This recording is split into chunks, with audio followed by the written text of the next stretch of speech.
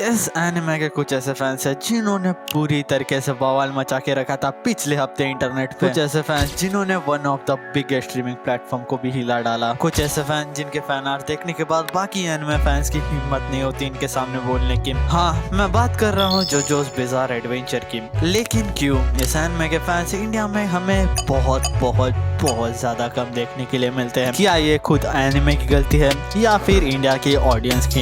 Exactly हम इस video में यही बात करेंगे कि क्यों इस एनिमे को मेन स्ट्रीम नहीं किया गया इंडियन ऑडियंस के द्वारा।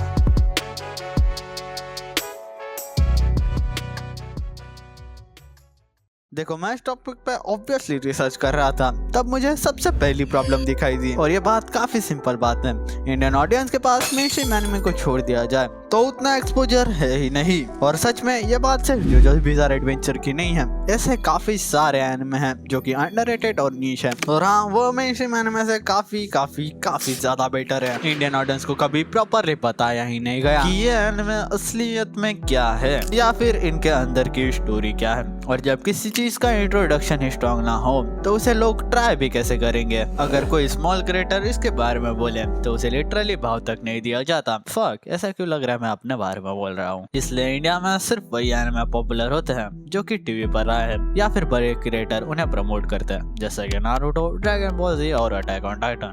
लेकिन इंडियन ऑडियंस को पता ही नहीं है कि उनसे भी ज्यादा अच्छे अच्छे एनिमे एग्जिस्ट करते हैं इस दुनिया में। लेकिन मैं इधर प्रॉब्लम नहीं, उनका सॉल्यूशन भी बताने के लिए आया हूँ। यह सॉल्यूशन सिंपल है लेकिन इजी बिल्कुल नहीं है। सबसे पहले ऑडियंस को अपने सेफ जोन से बाहर आना पड़ेगा। सिर्फ पॉपुलर एनिमे को देखने के बजाय थोड़ा रिस्क लेके कुछ नया ट्राई करना पड़ेगा, जैसे कि जोजोस बिज़ार एडवेंचर। और क्या भाई, दूसरा क्रिएटर को भी समझना पड़ेगा कि क्यों बाकी एनिमे को भी प्रमोट करना है। तुमने ये नोटिस किया होगा, इंडिया में सिर्फ क्रिएटर्स मेन स्ट्रीम एनिमे की बातें करते हैं। अगर बड़े क्रिएटर सिर्फ मेन स्ट्रीम एनिमे की बातें करें तो नए एनिमे और पुराने एनिमे का बढ़ने का मौका ही नहीं मिलेगा।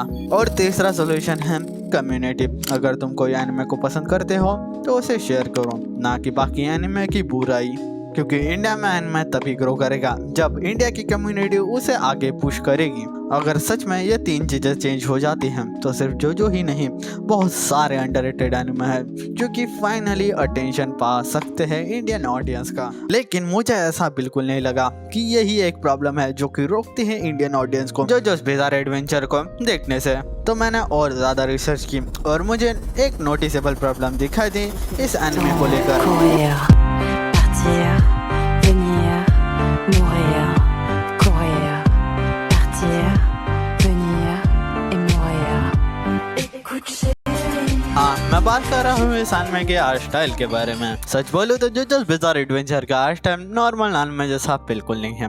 और ये बात नोटिस भी होती है। अगर तुम इस एनिमे के कैरेक्टर्स को देखोगे ना तो तुम्हें लगेगा कि मैं किसी स्कल्पचर को देख रहा हूँ, एक स्टोन की मूर्ति जिसे बहुत प्यार से बनाया गया है। And it's way way way different than a normal anime. मैं मानता हूँ कि और भी एनिमे हैं जिनके आर्ट स्टाइल डिफरेंट होते हैं, लेकिन इस एनिमे में सच में कुछ अलग है। अब तुम बोलोगे कि कैसे? ज्यादातर एनिमे का आर्ट स्टाइल काफी डिफरेंट होता है, लेकिन वो सिमिलर पैटर्न फॉलो करते हैं। इसलिए अगर तुम उन एनिमे को बाकी एनिमे के साथ देखोगे तो तुम्हें एक सिमिलर पैटर्न नोटिस होगा, जिससे तुम्हें लगेगा कि ये एक टिपिकल एनिमे ही है। लेकिन जोजो ऐसा बिल्कुल नहीं करता, वो एनिमे के काफी सारे लॉ ब्रेक कर देता है। और ये क्यों ना हो, ऑथर काफी ज्यादा चाहते थे कि वो इस एनिमे को डिफरेंट बनाएं, इसलिए उन्होंने पुराने जमाने के स्टोन की मूर्तियां स्टडी की, उन्होंने ह्यूमन बॉडी को समझा और उन्होंने एक आर्ट फॉर्म निकाले जो कि काफी ज्यादा डिफरेंट है एक नॉर्मल एनिमे से। अब आते हैं हम इंडियन ऑडियंस की तरफ। इसके आर्ट स्टाइल की वजह से ही न्यू एनिमे व्यूअर्स इसे कनेक्ट होने से पहले ही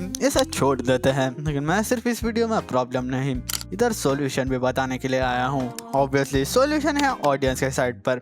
अगर तुम जोजो स्टार्ट कर रहे हो ना तो सच में इसे जज मत करना अपने पहले इंप्रेशन पे, क्योंकि जोजो का हार्ट स्टाइल इंस्टेंटली तुम्हें पसंद नहीं आएगा, इसे तुम्हें धीरे धीरे समझना पड़ेगा। लेकिन सच में अगर तुम थोड़ा टाइम दोगे ना तो जैसे जैसे स्टोरी आगे बढ़ती जाएगी वैसे वैसे तुम्हें ये आर्ट स्टाइल काफी ज्यादा पसंद आते जाएगा। तो वही चीज जो पहले वियर्ड लग रही थी बाद में तुम्हें सबसे ज्यादा पसंद आने लगेगी।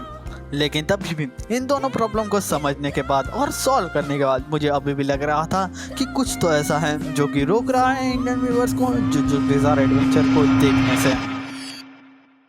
इंडिया में बहुत सारे लोग हैं जो इस एनिमे को देखने से पहले ही इसे जज कर लेते हैं, जैसे कि ये वियर्ड है एंड ओवर द टॉप है। और ये सच में क्यों ना हो, ऑथर भी बताया करते थे कि वो फैशन मैगजीन और फैशन शो देखा करते थे और उन्हीं से ही वो कैरेक्टर के इंस्पिरेशन लिया करते थे। इसी वजह से तुमने नोटिस किया होगा कि जो कैरेक्टर इस शो में कपड़े पहनते हैं वो किसी भी तरीके से नॉर्मल कपड़े तो बिल्कुल नहीं लगते। तुम सिर्फ वैसे कपड़े सिर्फ फैशन शो या फैशन मैगजीन में देखोगे, लेकिन ये सब कुछ स्टार्टिंग से नहीं था। स्टार्टिंग में तुम काफी सारे कैरेक्टर को नॉर्मल कपड़ों में ही देखोगे, लेकिन जैसे ही तुम पार्ट 3 में एंटर करते हो सब कुछ चेंज हो जाता है। तुम देखोगे कि कैरेक्टर्स काफी ज्यादा कूल पोजेस दे रहे हैं फाइटिंग के दौरान, कुछ ऐसे पोज जो कि नेसेसरी भी नहीं थे भाई। और मैं कपड़ों की क्या ही बात करूं, तुम पार्ट 3 के मेन कैरेक्टर जोतारो को ही ले लो। जोतारो अपना एक not so normal high Schuler है और वो कपड़े पहनता है हाई स्कूलर जैसा एक नॉर्मल एनिमे में होता है, लेकिन जो चीजें उसे अलग बनाती है वो है उसकी गोल्ड चेन। सच में पूरे पार्ट 3 में इस गोल्ड चेन का कुछ काम नहीं आता, सिर्फ इसके बजाय कि वो उस कैरेक्टर को और कूल बना देते हैं। और मैं ये बता दूं कि लेटर ऑन द पार्ट ये फैशन और क्रेजी होता जाएगा। लेकिन फैशन के साथ ही साथ इस एनिमे का एक चीज है जो कि इस एनिमे को बाकी किसी भी एनिमे से बेटर बनाती है, वो है इस एनिमे का पावर सिस्टम, यानी कि स्टैंड्स। मान लो कि उस यूजर की एक स्पिरिट होती है जो कि उसके बाजू में रहते हुए उसके साथ लड़ती है, लेकिन समझ लो उस स्टैंड को डैमेज पहुंचेगा तो उस यूजर को भी डैमेज पहुंचेगा उसी जगह पे। अगर तुम्हें लग रहा है कि ये स्टैंड क्रेजी है तो तुम इनके पावर सुन के तो और पागल हो जाओगे। Let's take example highway star. ये एक ऐसा स्टैंड है जो कि बढ़कर अलग हो जाता है और काफी सारे पैरों का शेप लेने लगता है और वो पैर किसी भी टारगेट को एंडलेसली चेस करते हैं जब तक वो उन्हें मिल ना जाए। अगर सोचो कि उन पैरों को वो टारगेट मिल गया तो ये पैर उस बंदे की बॉडी पे चिपक के उसके सारे न्यूट्रिशन निगल लेते हैं। एंड यही एक एवरेज स्टैंड की एबिलिटी है इस एनिमे में। हाँ पता है कि ये काफी वियर्ड साउंड करता है, सॉरी बिजार साउंड करता है, लेकिन ये बिजार साउंड क्यों ना करे, क्योंकि इट्स जोजोस बिजार एडवेंचर। यही सब चीजें हैं जो कि इस एनिमे को अलग बनाती है, लेकिन यही सभी बात इंडिया की ऑडियंस समझती नहीं। कुछ लोग गे बोलते हैं, कुछ लोग वियर्ड और कुछ लोग ओवर द टॉप। देखो मैं इस वीडियो को नॉर्मली भी बना सकता था, लेकिन सच में मैंने ट्राई किया कि अगर कोई बंदा इस एनिमे को ना देखा हो तो वो इस एनिमे के बारे में जाने और इसे ट्राई करें। मैं मिलता हूँ अगली वीडियो में, बाय।